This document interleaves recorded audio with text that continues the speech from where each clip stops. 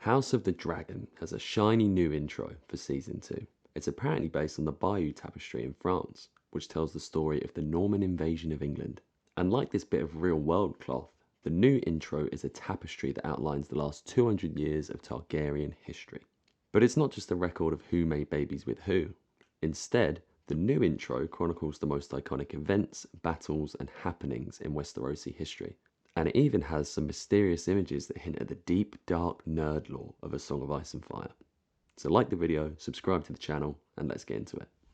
The new intro opens with this image of Old Valyria, the ancient empire of the Dragon Lords and the ancestral homeland of the Targaryens, Velaryons, and the Celtigars. It's actually the same thing we see in the Season 1 intro, which was itself a representation of the Valyria model that Viserys spent all of Season 1 building out of Lego. So that's nice.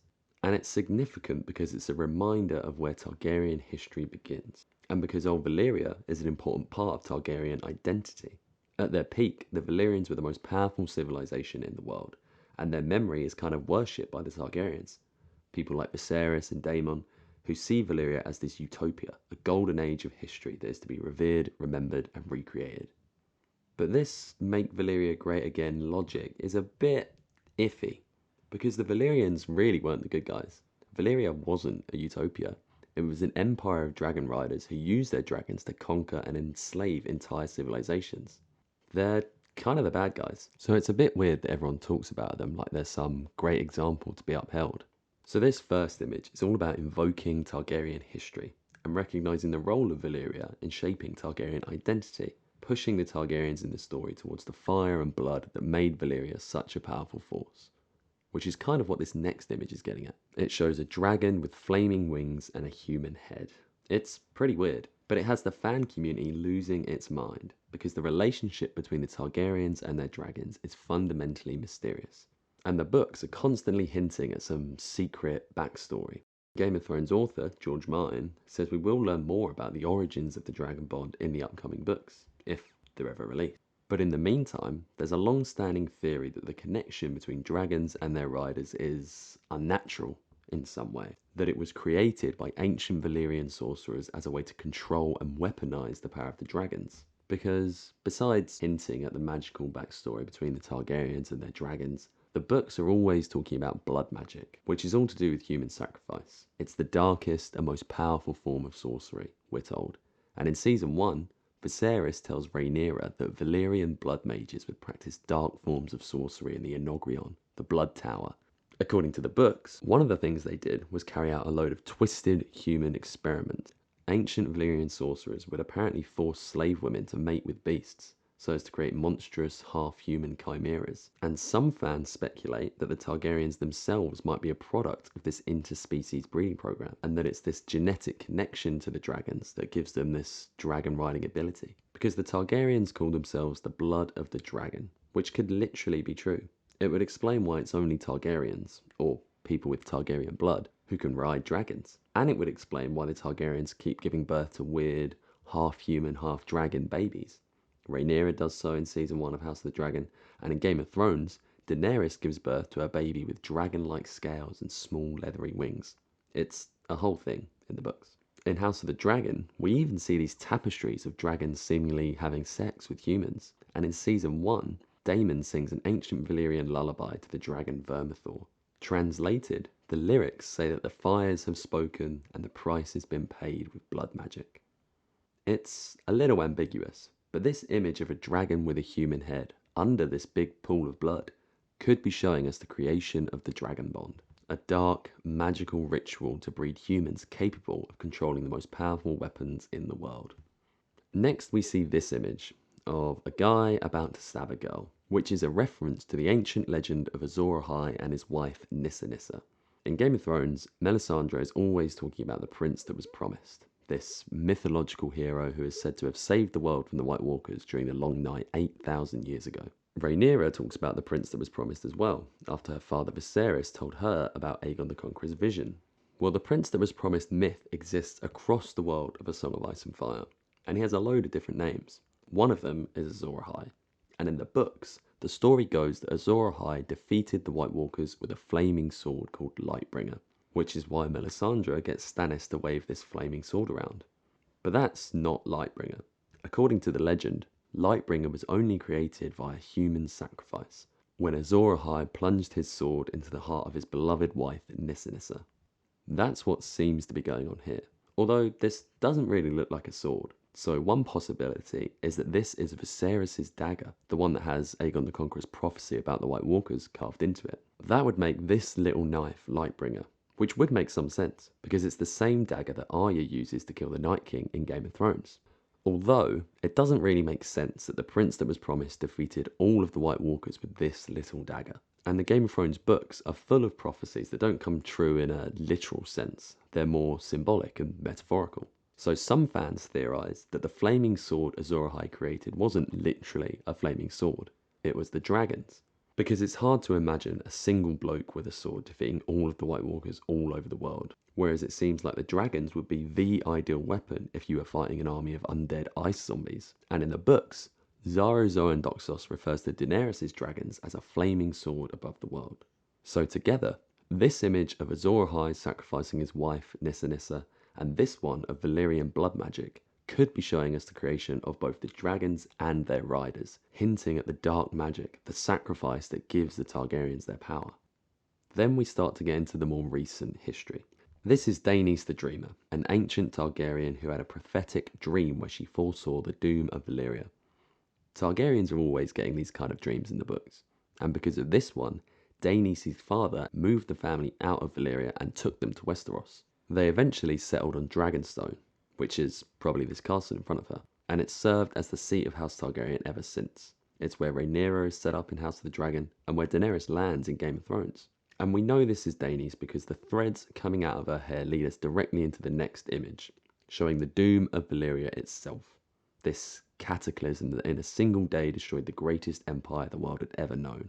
Volcanoes erupted, dragons fell out of the sky, and Valyria was transformed into a smoking ruin, a desolate wasteland that the books say is cursed and poisonous. It's like a fiery Atlantis, and it's a defining event in Targaryen history, because it meant that the Targaryens were the only dragon riders left. They weren't the only Valyrians, again you've got the Velaryons and the Celtigars, but they were the only ones with this dragon-riding DNA. And that ability to interface with the dragons is what makes the Targaryens such a powerful force. Then we get a speed run through the last 200 years of Targaryen history, starting with Aegon the Conqueror, the man who fused the Seven Kingdoms into one. This shot is of Aegon and his two sister wives, Rhaenys and Visenya, because it wouldn't be the Targaryens without some incest. And they're riding their three dragons, Balerion, Meraxes and Vhagar, the massive granny dragon that Aemon rides in Hot D. These are the three dragons depicted on the Targaryen sigil, because they're the three dragons that conquered the Seven Kingdoms, which is what this next image is all about. It shows us their fallen enemies, all the great houses of Westeros that were defeated in the course of the conquest. We see a Lannister sigil and a Gardener one. These guys are extinct by the time of the main series, but they used to rule Highgarden, which is where the Tyrells are from in Game of Thrones.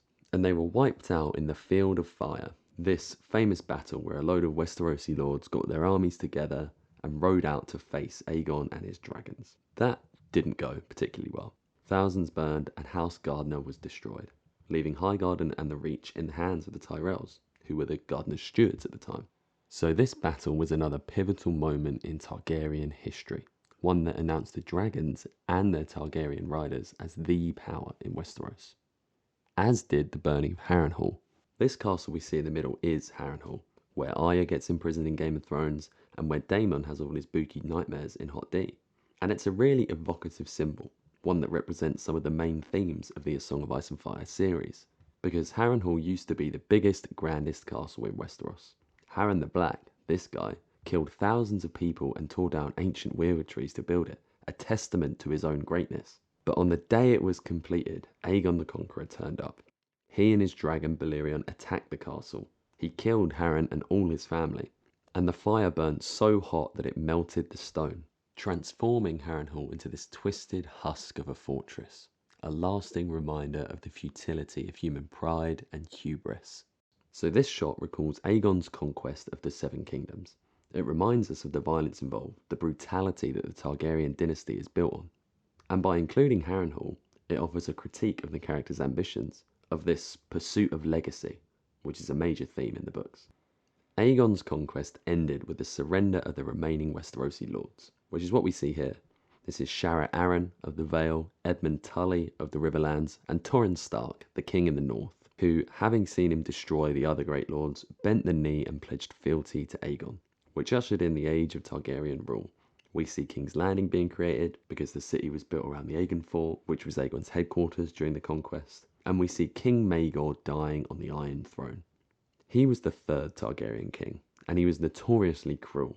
He waged a brutal war against the Faith of the Seven, and built all of the secret tunnels in the Red Keep, executing everyone who worked on them so that they would stay a secret. He's also famous for dying on the Iron Throne, which again is very symbolic. Aegon apparently designed the throne to be uncomfortable, because he believed that rulers should not sit easy on such a seat of power. And there's this idea in the books that the throne rejects unworthy rulers, people like Maegor and arguably Viserys, whose mysterious disease starts from the tiny cut he gets from the Iron Throne. It's as if the throne itself is rejecting him, and Maegor's death is the ultimate example of that. So this image is all about the responsibility and the danger that comes with the crown and the throne. Next, we see King Jaehaerys and his wife Alysanne. We saw Jaehaerys briefly in Season 1, and he's generally thought of as the best Targaryen king, because he put an end to lots of wars, and he made peace with the Faith of the Seven, which is why there's this seven-pointed star symbol here. He also built all of the roads in Westeros, and it was a very prosperous time for the realm, hence this big pot of gold. We also see their dragons, Vermithor and Silverwing, who are both still alive in House of the Dragon. We haven't seen Silverwing yet, but we have seen Vermithor, the Bronze Fury, who was getting serenaded by Daemon in Season 1. They're meant to be a pretty cute couple, because Jaehaerys and Alysanne had one of the more loving relationships in the books, which isn't a particularly hard category, but their dragons are meant to be pretty close as a result.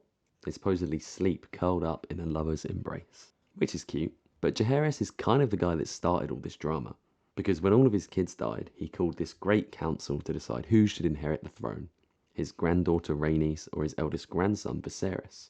And the decision to choose Viserys is what establishes this patriarchal precedent, where it's always the men that rule, which is basically the beef between Rhaenyra and Aegon that causes this civil war.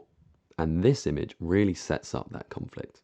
It shows us the dinner these two families had at the end of Season 1, which is the last time it seemed like peace might be possible.